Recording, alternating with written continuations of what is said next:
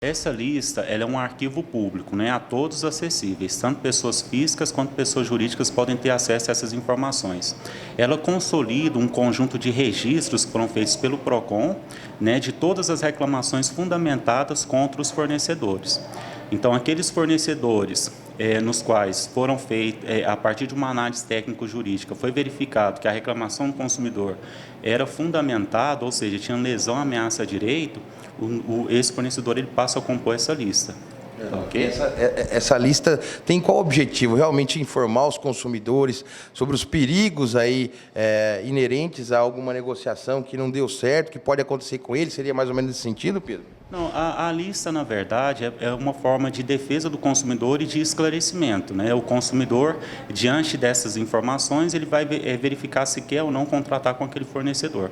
É uma forma dele praticar um consumo consciente e de verificar e exercer a liberdade de contratação. Esse fornecedor ele tem várias reclamações, será que eu realmente quero contratar com ele? Será que vai ser seguro? Será que eu vou ter algum tipo de problema com esse fornecedor?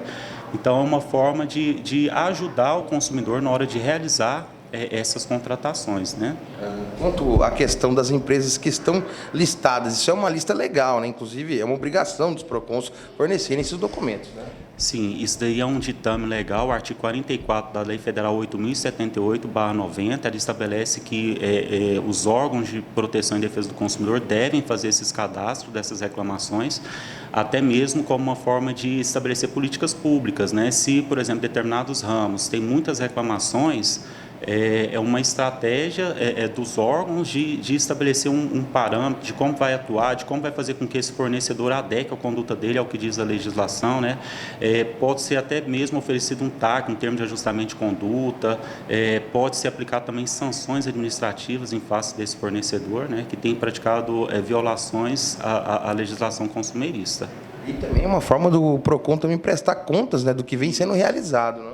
Isso, na verdade, como é uma finalização do atendimento, é uma forma de demonstrar para o consumidor que aquele atendimento foi finalizado e que teve uma resposta incisiva do órgão, né? Se foi constatado lesão, ameaça a direito do consumidor, então esse fornecedor ele vai ter o nome dele nesse cadastro, né, de reclamações fundamentadas, e o consumidor vai ter uma resposta efetiva do órgão, demonstrando que o caso dele foi analisado, que a partir de uma decisão de cadastro foi verificado que naquela situação específica teve uma lesão a direito dele, e ele vai ter essa resposta, essa efetividade daquele tratamento, daquele problema que ele trouxe para o órgão. São 313 reclamações, pode ter mais reclamações com relação a um mesmo fornecedor.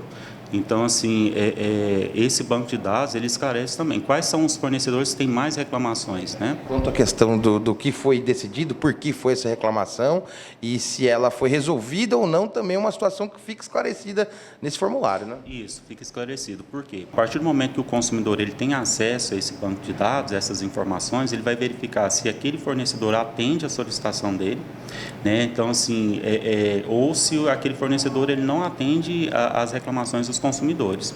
Quando atende a reclamação é porque naquela situação do caso concreto foi verificado que o fornecedor apresentou uma proposta de acordo e deu solução àquele conflito, né?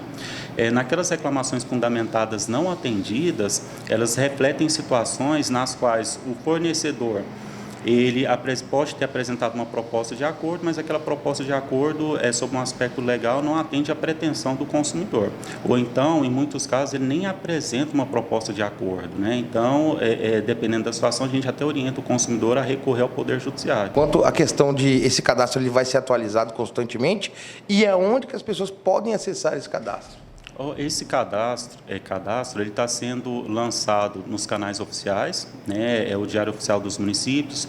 O consumidor que tiver interesse, ele pode procurar também o PROCON, que a gente fornece essas informações para ele, e também no site da Prefeitura foi disponibilizado esse cadastro, né? Então, assim, esses canais, através desses canais, o consumidor ele pode ter acesso a essas informações. Essas informações podem ser acessadas por qualquer um, tanto pessoa física quanto jurídica. O fornecedor também que tiver interesse, ele pode acessar essas informações, e essas informações ela vem trazer aquele princípio da publicidade dos atos administrativos, né?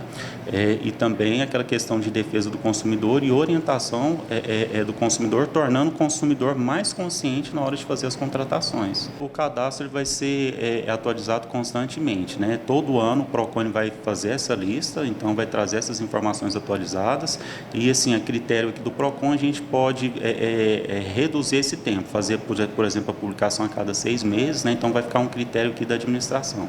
Ou a gente vai publicar de 6 em 6 meses ou anualmente, né? Esse ano foi a primeira publicação, mas essa publicação deve ser periódica.